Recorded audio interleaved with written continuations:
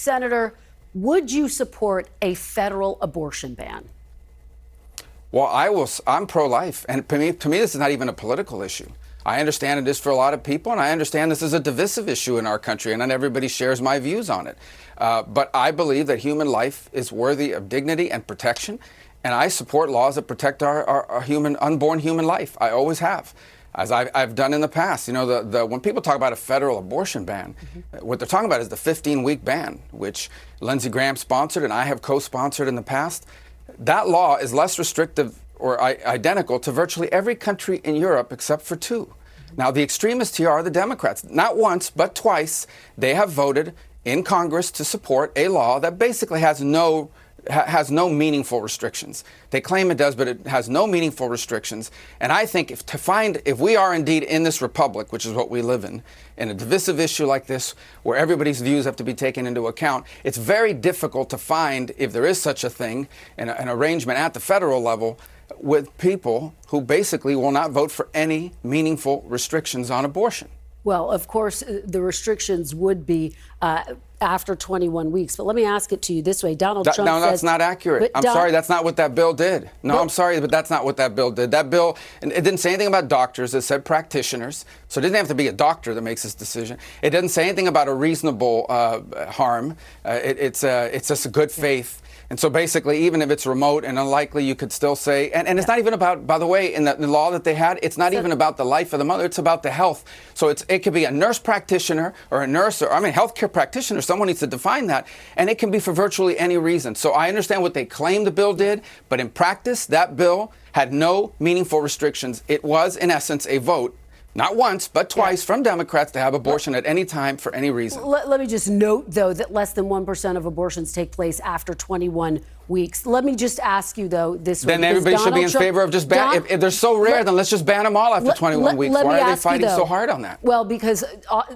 usually if they happen, it's because there is a crisis with the health of the mother. Let me ask you, though, Donald Trump says No, but if there's a crisis with the life of the mother, a real crisis, every bill has that restriction in place. Every bill has that exception. Senator, let me ask it this way. Donald Trump says, quote, he's not signing a national abortion ban. Do you disagree with him on that point? Well, he won't get to sign one because there's no way we can pass it. I've never claimed we have 60 votes in the Senate and votes in the House and everything else that goes in between. I don't believe any time in it, but I don't support those bills because I think they're actually about to pass. And I think what Trump has actually said is that what he wants to do is negotiate with the Democrats. I think he said it on this program, that he wants to negotiate with the Democrats on this, which I think, in a country where you're trying to save unborn human life, and I support laws that do so, even if they don't have everything I want them to have in there, that's his goal. And so, but that's a statement of fact. He will never get a chance to sign that law because right now we don't have the votes to pass it. That doesn't mean that's not what I believe. It just kind of the reality of the politics. Well, but he's not talking about whether the votes are there. He has said point blank he's not signing a national abortion ban. Let me ask you, though, because he wants to negotiate with the Democrats on the issues. He also said on this program that a 6-week abortion ban that was signed into law in Florida, in your state, is a, quote, terrible thing, a terrible mistake. Is he wrong on that point, Senator?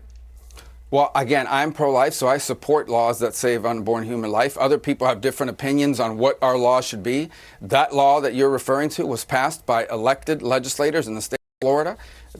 House members that have to go back to their voters every 2 years. It wasn't senators that have to go back every 4 years. And that's the way our republic works. So it's a representative democracy, and people have to go back to their voters and justify. I am of the belief that unborn human, I don't want to impose anything on anyone. I get that this is two competing rights here that are crashing into each other, but I err on the side of supporting unborn human life because of the dignity of all human life. That's my view. I want our laws to represent it. Other people have different views, but in our representative democracy, people who have to answer to voters in the state of Florida voted for that, and voters will now get to take that into account in this election and any future election. Just to put a fine point on it, you are disagreeing with Donald Trump on his opposition to that 6-week ban. You support the 6-week ban? But I think even within the pro-life movement, there's all kinds of disagreement about what the law should be. But you Some of it is practical on what we can pass. You support the 6-week ban? I support any life.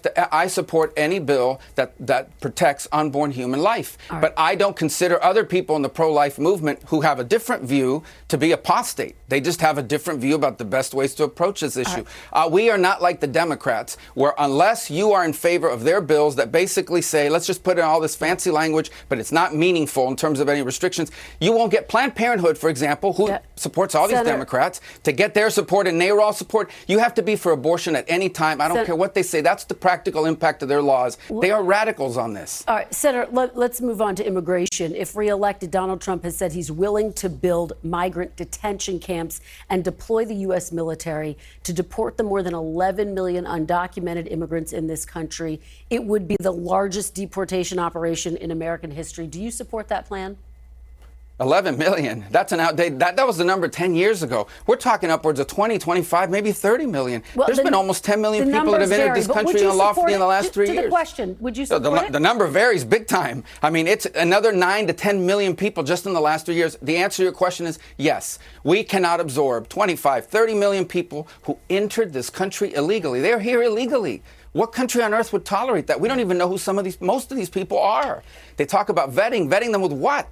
They're coming from nations that don't even have document systems in many cases. Yes, we are going to have to do something, unfortunately. We're going to have to do something dramatic to remove people from this country that are here illegally, especially people we know nothing about. But 10 million, 11 million, that was the number 15 years ago. Today, it's upwards of probably 25 to 30 million, maybe more. Senator, here's what you said about Donald Trump's mass deportations proposals in 2016. Take a look.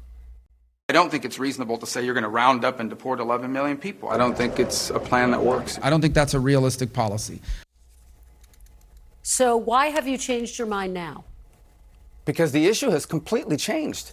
When I said that, and back in 2013, when I was involved in immigration reform, we had 11, 12 million people that had been here for longer than a decade.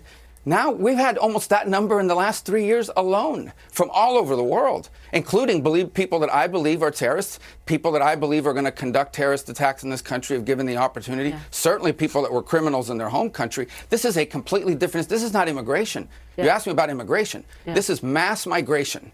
Mass migration. This is an invasion of the country. And it needs to be dealt with dramatically. And by the way, I'm a big poll follower, but polls show most Americans agree with us on this. And of course, that was an issue under former President Trump as well. There was just a bipartisan proposal that was put on the table that would put more funding into border enforcement as well as limiting asylum. Republicans walked away from that. But let me move on to my next question. No, we can't move on because that's not what that bill did. That bill also created asylum officers who right on the border will be able to give people asylum, and you give someone asylum right on the border without any appeal, no judge, nothing, just an asylum officer, they are on a path to citizenship. That's why I oppose that bill. Your fellow Republican said it was the best deal that they had seen in a long, long time. But Senator, which fellow Republican? Senator Lindsey Graham. Which fellow Republican said that? Senator Lindsey Graham. Just to okay, well then I disagree with Lindsey if that's what he said. I'm not in favor of asylum officers at the border that can issue asylum rulings right at the border.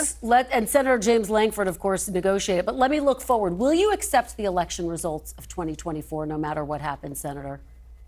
No matter what happens? No, if it's an unfair election, I think it's going to be contested by either side. Senator, no matter who wins. I think you're asking the wrong person. The Democrats are the ones that have opposed every Republican victory since 2000. Every single one. It's Hillary Clinton. No Democrat has refused to concede. Hillary Clinton conceded. Senator, will you accept the election results? Hillary Clinton said the election was stolen from her and that Trump was illegitimate. Kamala Harris agreed. Senator, we have Democrats now.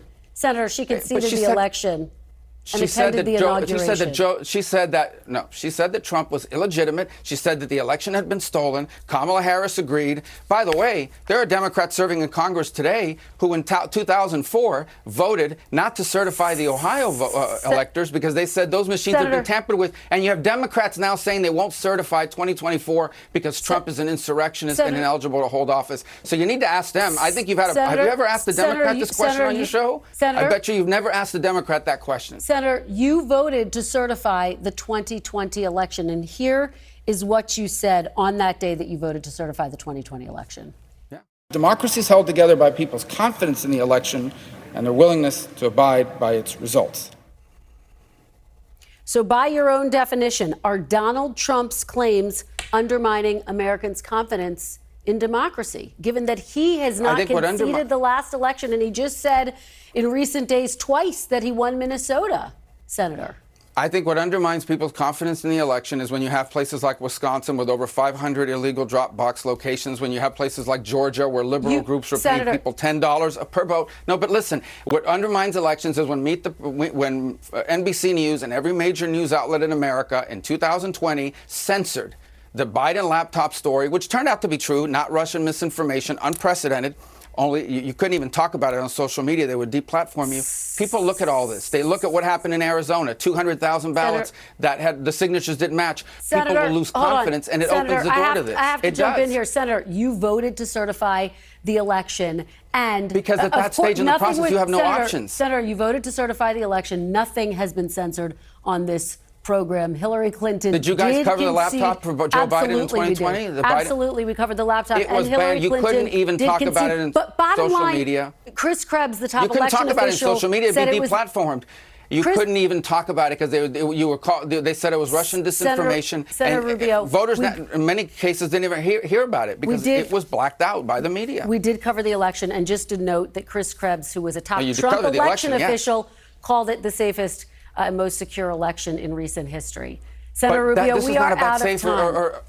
Of course we are, but I'm telling you that if it's unfair, we are going to do the same thing Democrats do. We're going to use lawyers to go to court and point out the fact that states are not following their own election laws. But the Democrats, hopefully we'll have a fair election, all of those and it'll cases, be unquestioned. Senator, all those cases were brought to court cases and lost, and there was no proof that there was any widespread fraud, as you know. But I appreciate. I never used the word widespread fraud. I'm sorry.